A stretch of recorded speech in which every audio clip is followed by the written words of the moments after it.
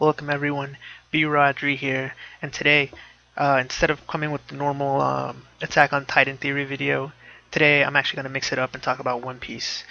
This way I can talk about various series and theories of each one, but don't worry, next week I will have an Attack on Titan theory video. Now, for today, One Piece, let's talk about it. I have two theories that I'm going to talk about and analyze. And those theories are first the theory in which a lot of people think, or at least used to think that, or at least speculated on that Shanks was actually using Luffy. He's actually bad, and he's using Luffy to find as a way for him to obtain the One Piece. So that's the first theory we're going to talk about, and then the second theory is in regards to Crocodile, and we'll get into that in a bit. But first, let's talk about the Shanks theory. Now, this theory became, well, I believe at the start it become popular after the seventh book of Harry Potter, and pretty much, if you guys don't know, in Harry Potter, throughout the first six books, when it comes to Harry, he everyone believed that Dumbledore, who's the headmaster of the school, everyone believed that he was like Harry's protector, and that he was actually protecting Harry from Snape, who was out to get Harry, pretty much. Well, it turns out in the seventh book that Snape was the one who actually cared for Harry, and Dumbledore just saw him as a pawn, saw him as a way, a necessity to defeat Voldemort, since Harry was one of the Horcruxes, I think is what they're called. So Dumbledore, he knew that Harry would be sacrificed in the end, and he was okay with it. That's why he kept up the facade. And but it was actually Snape who really cared for Harry and really watched and protected him. So if we take the same idea to One Piece, people began to speculate that Shanks was actually just using not Harry, but he was using Luffy to possibly obtain the One Piece for himself. And this is mainly due to another theory that only those who have the D in their name can obtain the One Piece, can reach the One Piece, and therefore, since Shanks is not a D, he can't reach the One Piece. So he's using Luffy, giving him the hat, even giving up his own arm for his goals to obtain the One Piece. Now, do I believe this theory is true? Not at all. I really don't think. I really don't think so. And it mainly comes down to one point, and that's that inside of Shanks' crew is Yassop. Now, if you guys don't know who Yassop is, I'm gonna show him to you right now. He is a member of Shanks' crew, and he is the father of Usopp. Okay. So, why does this disprove the theory? Well, what's going to end up happening, one of the main point of each of the Straw Hats is that they have a goal, and we really want to see each of the Straw Hats reach their goal, attain their goal. That's the whole point of the series. So Usopp's goal is to become a brave soldier, and so one of the main points in the story that everyone's looking forward to is Usopp meeting Yassa, meeting his dad, and proving once and for all that he has become a brave soldier, just like his father. They're both snipers, and we want Usopp to be able to prove to his dad, and have that father-son reunion. So that's something that a lot of fans are looking forward to. Once Luffy and Shanks meet up again, and therefore it doesn't make sense that Shanks and his crew would be using Luffy. Now maybe Shanks is trying to use Luffy, and the rest of his crew aren't, but that the crew is very tight, it's very small, and they seem to be on the same page. So I really doubt that. Also, I know this was in the anime, and 100% sure if it's in the manga, but there's one point where Dracula Mihawk, meets up with Shanks, and they talk about Luffy, how he got a bounty and became a successful pirate, and Shanks celebrated. So, and everyone celebrated. Everyone was really happy. So to me, it just seems like it's like Shanks is actually naturally protective and cares for Luffy. So I really don't think that that theory is true, but it is a possibility. Again, a lot of these theories are possibilities that can happen, but I just don't see it with this one. It would be too much of a curveball, and it would really ruin the moment that we've been waiting for. Once for Usopp to meet his father and kind of prove to him that he is a brave soldier of the sea. Okay, so that's the first theory. And now the second theory is a bit more complicated. But again, it's a theory that a lot of people kind of already know, and I'm just going to expand a bit on it. So, the second theory has to do with Crocodile. Now, by this point, it's become pretty obvious that Crocodile was at one point a female.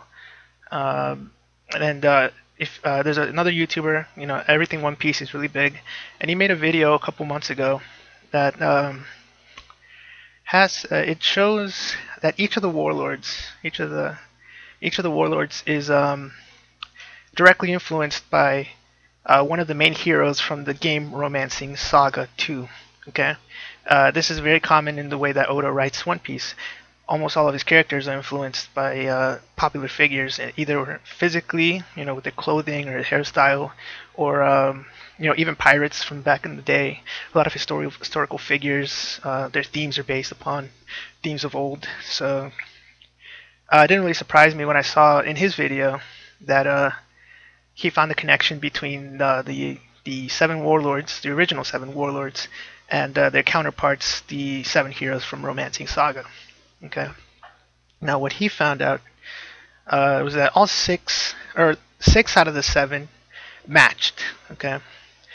6 to 7, the descriptions of the heroes match the descriptions of the warlords. Okay. Now, the seventh one was the one that was out of place, Crocodile, and then this other hero. Now, this hero happens. Apparently, it's. You guys can check the video out.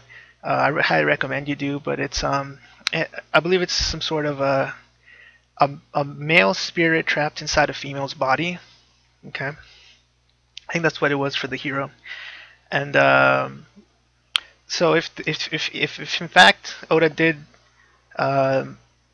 if he did in fact take this as an inspiration for the warlords, then it makes sense that Crocodile follows the traits of I'm not sure, Wine or something, the seventh hero. Okay.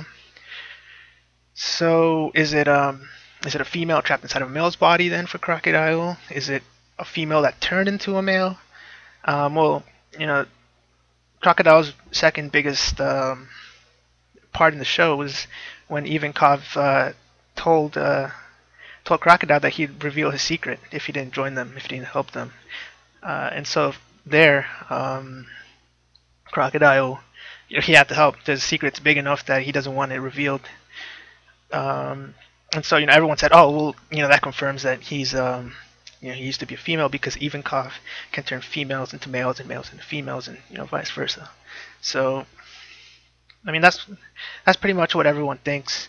I think that too, or to some degree, but I'm going to expand a bit further on that theory.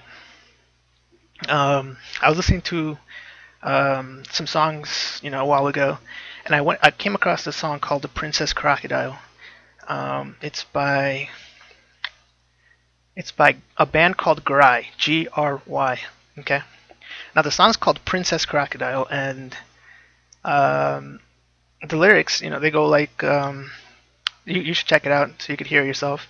But it's something along the lines of, you think you can hide, ha ha ha, and it's you think you can hide, and there's something along the lines of I can't remember, but it's you should listen to it, and it'll be pretty obvious that the lyrics are very similar to what happened in the island where they fought all the Baroque's works, like minions, where the two animals that Crocodile had under him could pretty much see everything. I could see it all, is what they say in the song. So they could see everything, and so no one can hide from Crocodile. So once Vivi said Crocodile's name, the two animals recorded the pictures and flew off. Okay, So I heard the song and I'm like, this is very similar to what happened at Whiskey Peak, I think is what it's called. So I decided to do some investigating because Oda likes to really base his stuff on music and characters and stuff. So I thought there's a possibility that Princess Vivi and Crocodile were based on that song because the song sounds like it's from the 20s, 1920s. But it turns out that the song was actually made in 2000, which actually is after the Whiskey Peak, like it was in the manga after Whiskey Peak was made in the manga, which that was around late 1990, early 2000. So no, those unfortunately those I actually think the song was based on the manga because it resembles it too much. I tried to look up Princess Crocodile and other references, and I just couldn't find any. I couldn't find what it's based on or anything. So I don't know how a song would come up with that. So yeah. So what is this all leading to? Well, I was thinking about the secret, and I think it would be too obvious if the secret was that Crocodile was a female before. Like that's too simple of an explanation, for what they're building up. So, what if I was thinking, what if Crocodile actually used to be some sort of royalty or nobility, and like a princess, and what if, in order to escape all of that, he had to not only, if he fled, people would still recognize him because it's nobility. So, or her, I guess. So he changed his body so that he could go out and be a pirate and conquer and have his ambitions to find. I can't remember I think he wants to be Pirate King. I think he said at one point that he wanted to actually be Pirate King, but also find Pluton and gain much more power, more than he could gain as a nobility. So again, there's other things like in Chapter 0 or Episode 0. I can't remember which one it's called, how it's called. We see the warlords, but Crocodile is. I think we see it from the back or something. So he's the one. He's like the only character that we don't see face on, or that we don't see clearly. So that was kind of weird, and that again strengthens the argument that he was female at some point. And there's other things like that. But yeah, pretty much to me the theory that that he used to be a female is too simple. I think that there has to be some reason that he changed. Not just people don't just randomly. Well, I mean, it could always be even Kov did it as a punishment or something, or he just actually wanted to change. But I really think it's something more. I think it's maybe he used to be like a princess or nobility or something, and in order to escape the name, the family, and pursue his own ambitions, he decided to seek out a way to change his personal appearance. How kind of people decide to get plastic surgery to change their faces, if they're notorious or highly wanted. Yeah, unfortunately, the song ended up not being possibly based, or not possibly influencing the manga since the manga came out first. But maybe the song ended up influencing the later parts of maybe Impel Down, and maybe Oda decided to go along the lines of he used to be a princess or something.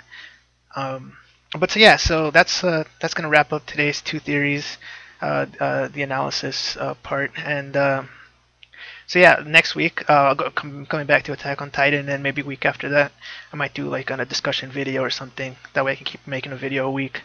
But yeah, until next time, thanks a lot for watching, guys. If you like these kind of stuff, subscribe. I also do a bit of news if I see it, I'll post it throughout the week, and yeah, thanks for watching, guys.